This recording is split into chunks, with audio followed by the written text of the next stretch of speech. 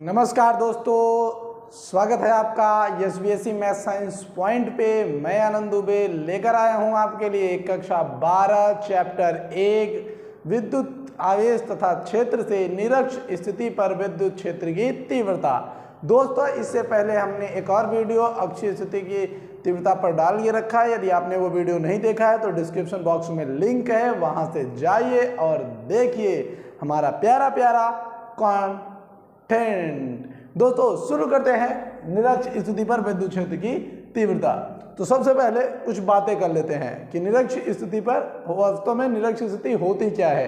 तो देखिए दोस्तों, इससे पहले वाली वीडियो में हमने देखा कि जब हमारे दो आवेश इस तरीके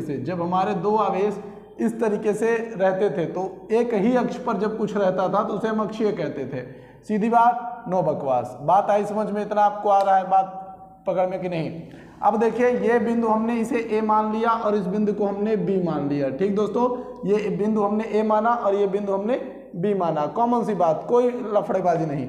यहाँ पर माइनस क्यू आवेश हमने रख दिया, यहाँ पर हमने प्लस क्यू आवेश रख दिया।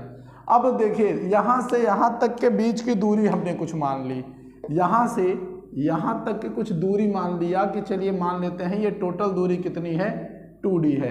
कितनी है दोस्तों? 2D है। बात समझ में आया? अब देखिए, यहाँ से जो ये स्थिति होगी अर्थात एकदम 90 अंश के कोण पे ऊर्ध्वाधर अक्ष के ऊर्ध्वाधर जो स्थिति होती है उसे हम निरक्ष कहते हैं। तो ये स्थिति P है। ये स्थिति हमने मान लिया क्या है दोस्तों? ये स्थिति हमने मान लिया कि ये स्थिति P है।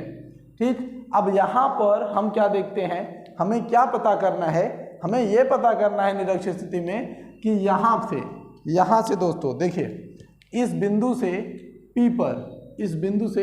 P पर कितना विद्युत क्षेत्र लग रहा है और यहाँ से विद्युत क्षेत्र की तीव्रता कितनी है इस P बिंदु पर। हमें यही ज्ञात करना है कुल मिलाकर।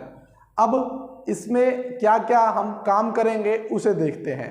तो सबसे पहले अगर मैं कहूँ आपसे तो आपको कुछ इसके लिए बेसिक्स पता होने चाहिए। क्या पते होने चाहिए? कि जब हमारा कभी भी माइनस आवेश होता है तो विद्युत क्षेत्र की दिशा इसकी तरफ होती है। यानी जब माइनस होता है तो जो विद्युत क्षेत्र की दिशा होती है उस आवेश की तरफ होती है, परंतु अगर यह प्लस रहेगा तो हमेशा उसकी विपरीत दिशा में होगी, हमेशा विपरीत दिशा में विद्युत क्षेत्र की दिशा होगी। ये आपको आना चाहिए। अब देखिए, मैं यहाँ पे क्या बताता हूँ। यहाँ से हमने एक लंब डाल दिया, यहाँ से हमने एक लंब डाल दिया और इस लंब की दूरी हमने क्या मान ली दोस्तों? R मान ली। क्या मान ली? R मान ली। अब ये 2D था। अब 2D को अगर हम तोड़ेंगे तो D plus D equal to 2D होता है। D और D जोड़ देंगे तो 2D हो जाता है। तो एक D ये और एक D ये, और इस तरीके से ये मध्य बिंदु O हो गया। बात इतना समझ में आया? इतना समझ में आया? बिल्कुल आना भी चाहिए। अब चलिए देखते हैं क्या क्या करने हैं और क्या क्या नहीं करने हैं। ध्यान से समझिएगा। विद्युत क्षेत्र के निरक्ष पर हम जो विद्युत क्षेत्र निकालते हैं तो सबसे पहले हमें क्या करना है कि हमें माइनस क्यू से P बिंदु पर, हमें माइनस क्यू से यानी बिंदु Q माइनस क्यू के कारण P पर विद्युत क्षेत्र की तीव्रता निकालनी है। तो हम यहाँ पे लिखेंगे दोस्तों सबसे पहले कि माइनस क्यू के कारण, हम यहाँ पे लिखेंगे माइनस क्यू के कारण P पर विद्युत क्षेत्र की तीव्रता। तो देखिए, माइनस क्यू के कारण बिंदु P पर विद्युत क्षेत्र की तीव्रता, तो किसी एक आवेश के कारण किसी बिंदु पर क्षेत्र की तीव्रता का सूत्र होता है दोस्तों। देखिए, सूत्र होता है E बराबर 1/4 पाई एप्सिलॉन नॉट Q/r²। ये सूत्र होता है। परंतु यहाँ पर देखिए, हमें दो आवेशों से निकालना है, यानी दो विद्युत क्षेत्र की तीव्रताएं आने वाली हैं, तो इसलिए हम इसे E1 कह देते हैं। क्या कह देते हैं? E1 कह देते हैं। इतना समझ में आया? अब यहाँ पर देखिए, जो ये R है, R क्या है? इनके बीच की दूरी। अब यहाँ इनके बीच में दूरी हमें पता है? नहीं पता है, तो हमें इसे निकालना पड़ता है। इसे क्या करना पड़ता है? निकालना पड़ता है। और सेम जब हम यहाँ पर देखेंगे तो हमें ये भी निकालना पड़ेगा। अब देखिए, इसको निकाला कैसे जाता है। तो आपने पिछली कक्षाओं में पीजी प्रमेय पढ़ के रखा होगा। क्या पढ़ के रखा होगा दोस्तों? पीजी प्रमेय पढ़ के रखा होगा। तो चलिए मैं बताता हूँ क्या करना है। तो यहाँ पर ये R का मान कहाँ से आएगा, तो ध्यान से सुनिएगा। ये आर का मान देखिए, हम डायरेक्ट मान रखेंगे, मैं आपको समझा देता हूँ। तो देखिए त्रिभुज है AOP, तो त्रिभुज AOP क्या है, एक समकोण त्रिभुज है। कैसा त्रिभुज है, समकोण त्रिभुज है। तो त्रिभुज कितने प्रकार के होते हैं, तो त्रिभुज 6 प्रकार के होते हैं। कितने प्रकार के, 6 प्रकार के, 3 भुजाओं के आधार पे और 3 कोण के आधार पे। अब जो 3 भुजाओं के आधार पे होते हैं वो कौन कौन से होते हैं, समबाहु, विषमबाहु और समद्विबाहु। और जो कोण के आधार पे होते हैं वो 3 होते हैं। कौन कौन से होते हैं, एक होता है न्यून कोण, एक होता है समकोण, एक होता है अधिक कोण। ठीक, तो ये समकोण त्रिभुज है। और समकोण त्रिभुज में हम एक जानते हैं कि पीजी प्रमेय होता है। क्या होता है, पीजी प्रमेय, यानी पाइथागोरस प्रमेय लगता है। ठीक, तो हम यहाँ पे लिखेंगे पीजी प्रमेय से। तो हम इस पीजी प्रमेय से इसका जो है निकाल रहे हैं। तो ये क्या है हमारे लिए, ये हमारे लिए कर्ण है। तो इनका जो रूल था वही लिखेंगे, कर्ण स्क्वायर प्लस लंब स्क्वायर प्लस आधार स्क्वायर। तो हम क्या देख रहे हैं, यहाँ पे जो कर्ण है हमारे लिए वो क्या है, AP। तो हमने यहाँ पे लिखा AP स्क्वायर।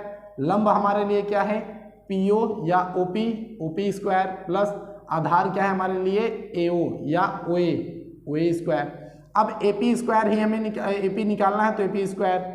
अब देखिए OP स्क्वायर इक्वल टू कितना है, OP का वैल्यू कितना है, R है, हमने R का स्क्वायर प्लस OA का कितना है, D, हमने D का स्क्वायर निकाल दिया। अब हम यहाँ से स्क्वायर को हटा लेते हैं। जब हम यहाँ से स्क्वायर को हटाएंगे तो इधर क्या लग जाएगी दोस्तों, करनी। तो R स्क्वायर प्लस D का स्क्वायर, यानी AP का जो वैल्यू है दोस्तों वो कितना आ रहा है, वो आ रहा है R स्क्वायर प्लस D का स्क्वायर। यानी ये जो वैल्यू आ रही है, यानी जो हमारे पास ये वैल्यू आ गई, जो हमारे पास इसके कर्ण की वैल्यू है वो क्या है, वो है R स्क्वायर प्लस D का स्क्वायर। और इधर भी क्या है, R स्क्वायर प्लस D का स्क्वायर। क्योंकि दोनों को ये बराबर भागों में बांट रहा है, आप इसे भी निकालेंगे तो सेम वही चीज होगा। ठीक, तो आप इसी तरीके क्या करेंगे, AP का जो वैल्यू होगा वो किसका होगा, वो BP का भी होगा। ठीक, इसलिए ये R स्क्वायर प्लस D का स्क्वायर है।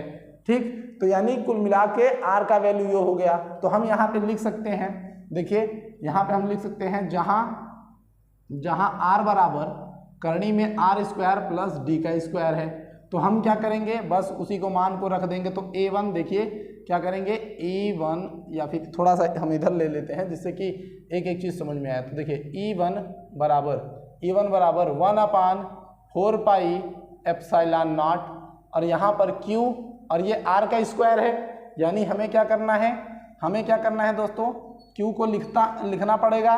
फिर उसके बाद करनी में R स्क्वायर प्लस D का होल स्क्वायर, ये इस तरीके से है। अब आप जानते हैं कि स्क्वायर करनी को काट देता है, तो इसलिए हम यहाँ पर लिख सकते हैं कि E1 बराबर 1/4 पाई एप्सिलॉन नॉट Q, और इस स्क्वायर से ये करनी हट जाएगी, तो R स्क्वायर प्लस D का स्क्वायर। ये हमने इसके कारण इस पर निकाल लिया। इतना समझ में आया। अब देखिए, अब आपको दिशा भी लिखनी पड़ती है, दिशा लिखनी पड़ेगी। यानी A से जब P की तरफ जाएगा, तो यहाँ पे किसकी वजह से आप देख रहे हैं, माइनस की वजह से। तो जो विद्युत क्षेत्र की दिशा होगी वो इसी की तरफ होगी, यानी इसकी दिशा इस तरफ होगी, यानी P से A की ओर होगी। तो आप यहाँ से लिखेंगे PA के अनुदिश, PA के अनुदिश, यानी P से A की ओर। तो आप लिखेंगे PA के अनुदिश। आप इस तरीके से लिख सकते हैं कि PA के अनुदिश। ठीक, आप ये चीज लिख सकते हैं कि PA के अनुदिश होगी। इतना समझ में आया, बिल्कुल एकदम प्यार से समझना है, एक एक मेथड को प्यार से समझना है। ठीक, अब देखिए, अब इसके बाद आपने इसके कारण तो निकाल लिया, अब आपको इसके कारण निकालना पड़ेगा। तो आप लिखेंगे प्लस Q के कारण बिंदु P पर विद्युत क्षेत्र की तीव्रता। क्या निकालेंगे, बिंदु P पर विद्युत क्षेत्र की तीव्रता। इस तरीके से आपको बिंदु P प्लस Q के कारण भी निकालना पड़ेगा। अब प्लस Q के कारण निकालेंगे तो खुद सोचिए, फिर से वही। तो यहाँ पर अब एक E1 निकाले थे ना, अब यहाँ पर एक E2 निकालना पड़ेगा। E1 निकाल चुके हैं, तो इसलिए अब हमें E2 निकालना पड़ेगा। तो E2 बराबर वही सेम सूत्र लगेगा, कोई दिक्कत नहीं। ठीक, तो जानते ही यहाँ आप यही सूत्र लगाएंगे हम। तो R की जगह पे फिर से वही रखना पड़ेगा। तो अगर आप नहीं समझ पा रहे हैं तो यहाँ पे देख लीजिए, 1/4 pi epsilon not Q upon R square.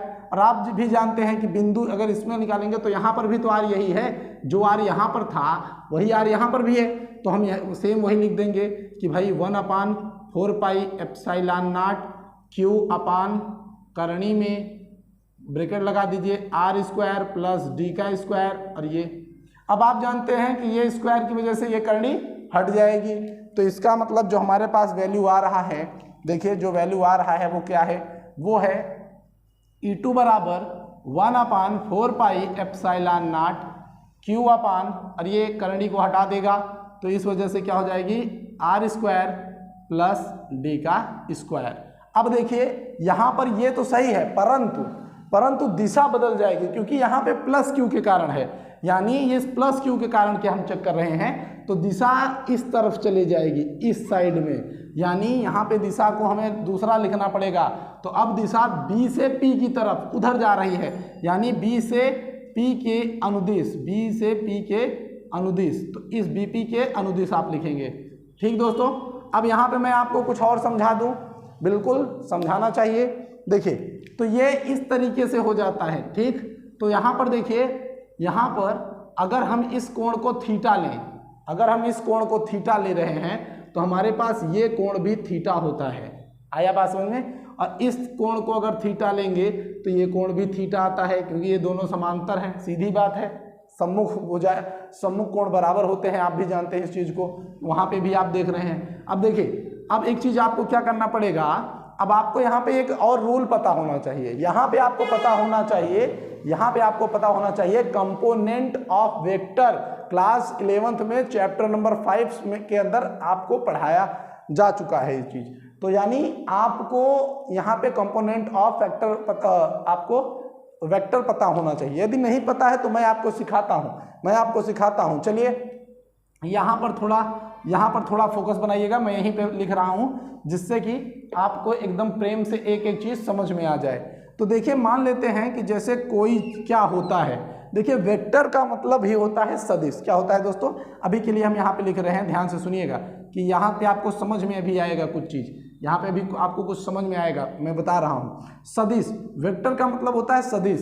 सदिश का अर्थ ये होता है जिसमें परिमाण के साथ साथ दिशा भी हो, और एक राशि होती है स्केलर यानी अदिश, जिसमें परिमाण होता है परंतु दिशा नहीं। जैसे द्रव्यमान में क्या होता है कि अगर कोई कहेगा भैया 2 किलो चीनी लाइए, क्या 2 किलो चीनी लाइए, तो ये थोड़ा ना कहेगा 2 किलो चीनी पूरब में लाइए, यानी इसमें केवल परिमाण बताया जाता है, दिशा नहीं बताई जाती है।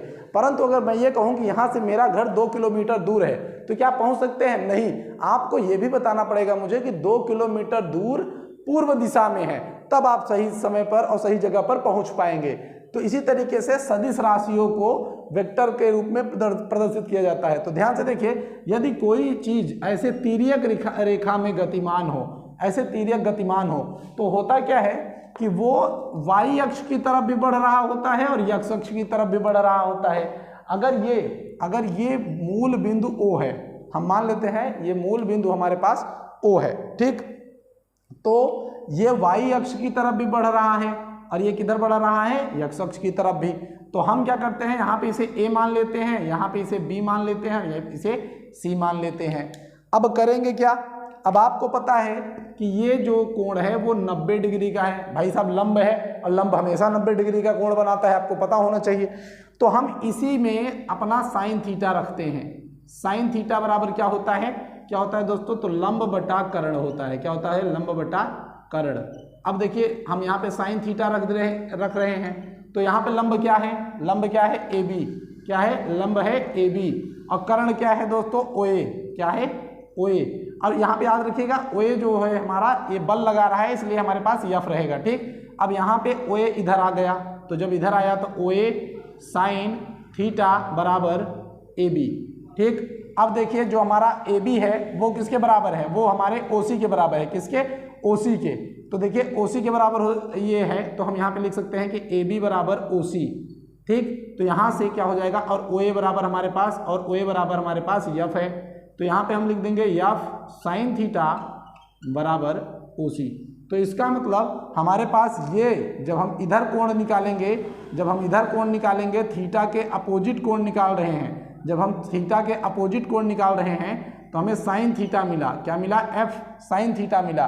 और अगर यदि हम यहाँ पर कॉस थीटा निकालें, अगर इसी के अंदर हम कॉस थीटा निकालें दोस्तों, तो सोचिए कॉस थीटा का मतलब क्या होता है? कॉस थीटा का मतलब क्या होता है? वो होता है आधार बटा कर्ण, आधार बटा कर्ण। तो यहाँ से हमने कॉस थीटा ले लिया, आधार का वैल्यू क्या है? OB। क्या है? OB। आधार का मतलब OB, और OB और आपका कर्ण क्या हो जाएगा? OA। OA हो गया। अब OA को हम इधर भेज देते हैं, तो ये हो गया OA बराबर कॉस थीटा, कॉस थीटा, और ये हो गया आपके पास OB। अब OA का मतलब F, और ये आपके पास हो गया कॉस थीटा, ये आपके पास हो गया कॉस थीटा बराबर OB। यानी हमारे पास जो ये वैल्यू आया, जो हमारे पास OB का वैल्यू आया, वो F साइन थीटा आया। यानी सीधी बात है कि जब हम वेक्टर की तरफ ध्यान से समझिएगा, अच्छा जो OB का वैल्यू है वो कॉस थीटा है। क्या है? कॉस थीटा है। वो क्या गया दोस्तों? कॉस थीटा आ गया। तो सीधी सी बात है कि जब हम थीटा की तरफ कोण को निकालेंगे तो हमेशा वैल्यू कॉस में लेंगे, और जब थीटा के अपोजिट में निकालेंगे तो साइन में लेंगे। एकदम सीधा सा ये आपके पास मैंने इसको करके दिखा दिया है। तो इसका मतलब जब ये थीटा की तरफ लेंगे तो ये हमारे पास कॉस थीटा होगा, और ये भी हमारे पास कॉस थीटा होगा। सीधा बात। अब देखिए, अगर हम इसके ऊर्ध्वाधर लेंगे, अगर हम इसके ऊर्ध्वाधर लेंगे तो आप मुझे बताइएगा, आप मुझे बताइएगा ये क्या होगा? ये होगा हमारे पास साइन थीटा, सीधी बात। और ये क्या होगा? इसके लिए ध्यान से देखिए, ये तो इसके लिए था, ये इसके लिए था, लेकिन अगर हम इसके लिए जाएंगे, इसके लिए, तो ये भी तो साइन थीटा ही होगा। बस फर्क अब समझिएगा भाई। अब आपको समझना है कि देखिए, ये जो था ये हमारे लिए E1 के लिए था, तो इसलिए ये E1 cos थीटा होगा, और ये क्या होगा? E1 साइन थीटा होगा।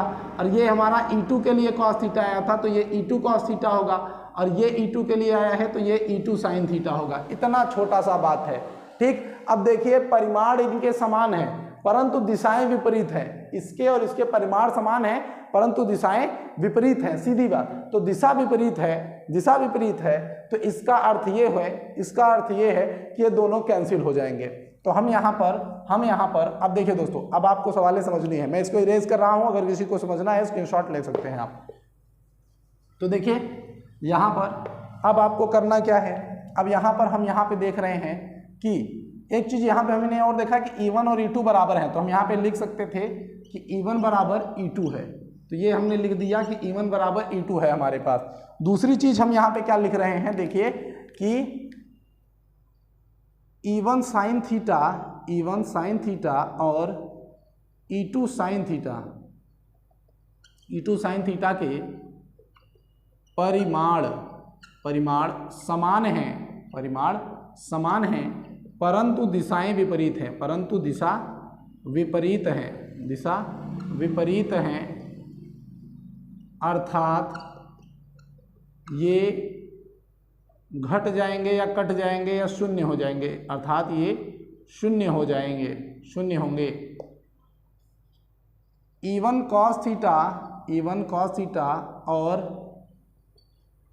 E2 cos थीटा एक ही दिशा में है, एक ही दिशा में होने के कारण, एक ही दिशा में होने के कारण, एक ही दिशा में होने के कारण ये जुड़ जाएंगे। ये क्या होंगे? जुड़ जाएंगे, सीधी बात। तो देखिए हमने ये लाइन लिख दी कि भाई ये दोनों एक ही दिशा में हैं, तो इसलिए ये जुड़ जाएंगे। तो हम क्या कर रहे हैं? अब देखिए, अब हमें क्या करना है? यहाँ पर हम यहाँ पे लिखेंगे कि E यानी कुल विद्युत क्षेत्र की तीव्रता, जब इन दोनों को जोड़ेंगे, यानी हम यहाँ से यहाँ पर विद्युत क्षेत्र निकाले हैं, यहाँ से यहाँ निकाले हैं, ठीक।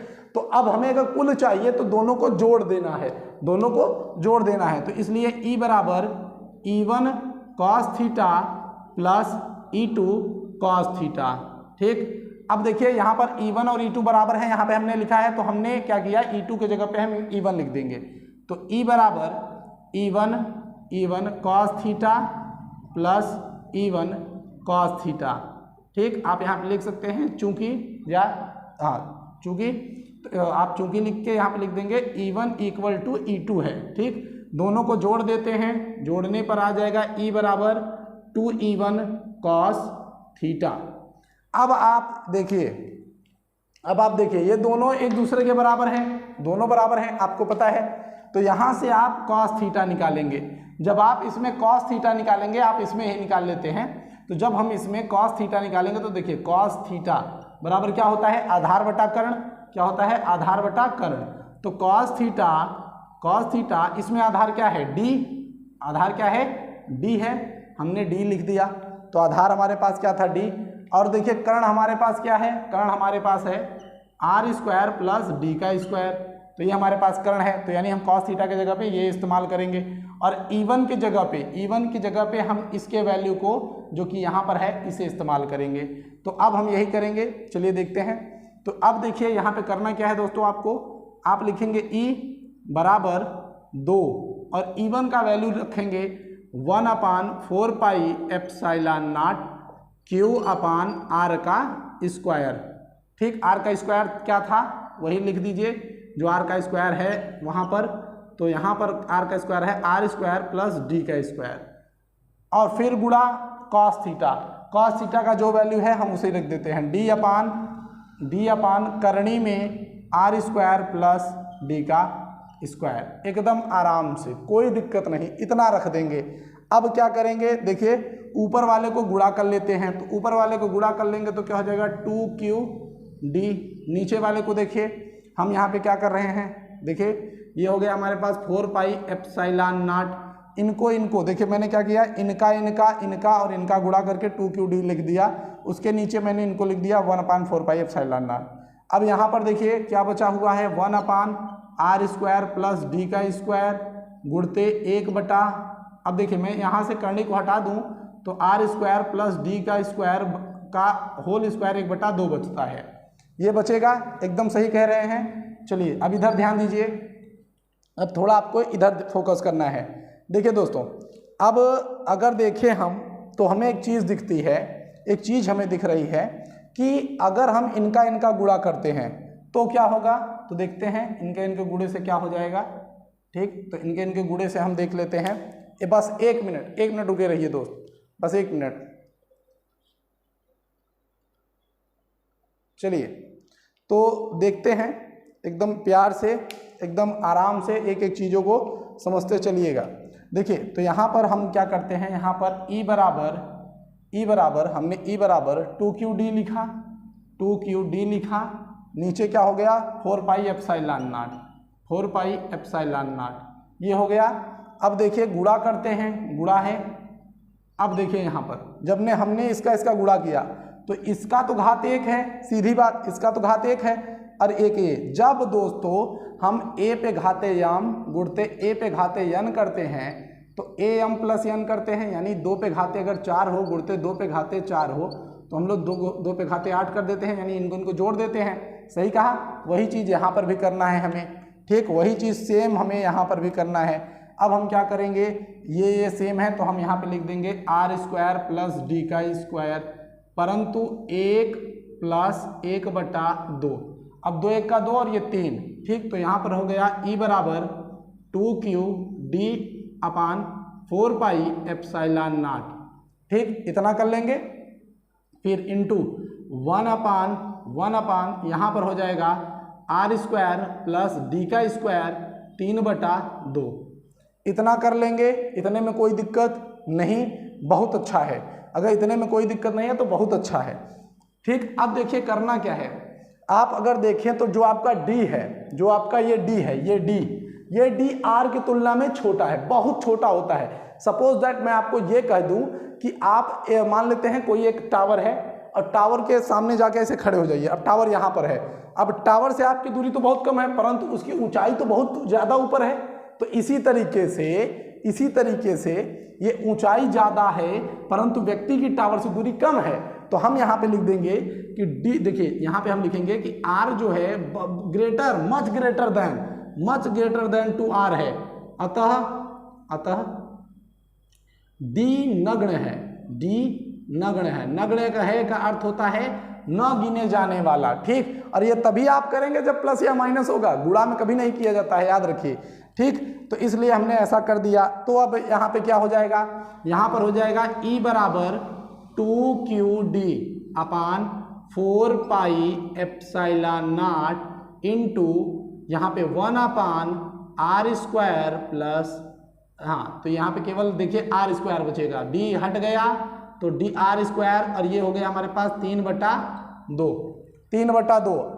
अब आइए दोस्तों इधर आपको समझाते हैं, अब आइए आपको इधर समझाते हैं। मैं थोड़ा सा इन्हें इरेज कर दे रहा हूँ, ठीक, मैं इन्हें थोड़ा सा इरेज करके समझा रहा हूँ। देखिए अब देखिए, अब हम इसको इरेज कर दिए।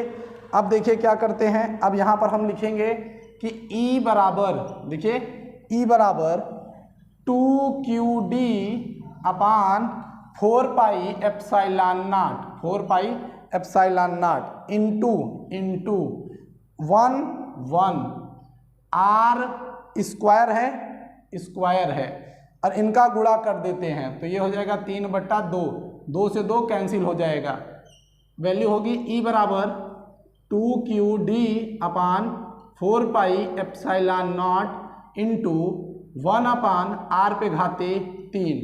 इतना समझ में आया? इतना आया कि नहीं आया बताइए।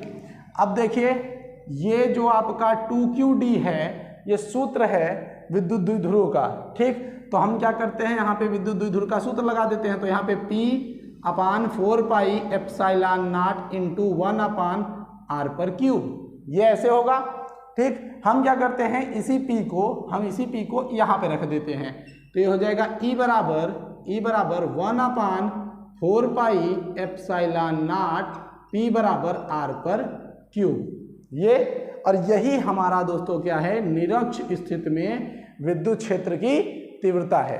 तो यही हमारा क्या है, निरक्ष स्थिति में विद्युत क्षेत्र की तीव्रता है। तो इतना काम आपको करना है, इतना काम यदि आपने कर दिया तो आपने मान लीजिए एक बहुत अच्छा सवाल सिद्ध कर दिया, क्योंकि ये आता है हर बार तो ये ज़रूरी है, ये आता है हर बार इसलिए ये ज़रूरी है बच्चे। अगर आपने इतना कर दिया तो भाई साहब वास्तव में मजाक नहीं, आपने बहुत अच्छा कर दिया। तो इस सब चीज़ से हम एक चीज़ और जान लेते हैं, हम एक चीज़ और जानते हैं कि यहाँ पे जो E है वो प्रोपोर्शनल दैट टू है r/3 के, तो हम इस चीज़ को भी जान लेते हैं। तो फिलहाल हमें इतना ही जानना था। वीडियो कैसी लगी ज़रूर बताइएगा, और अच्छी स्थिति में विद्युत क्षेत्र की तीव्रता अगर नहीं देखी होगी तो डिस्क्रिप्शन में लिंक है, वहाँ से जाके जरूर देखिए। वीडियो कैसी लगी ज़रूर बताइएगा। हम मिलेंगे आपसे अगली वीडियो में, तब तक के लिए जय हिंद जय भारत।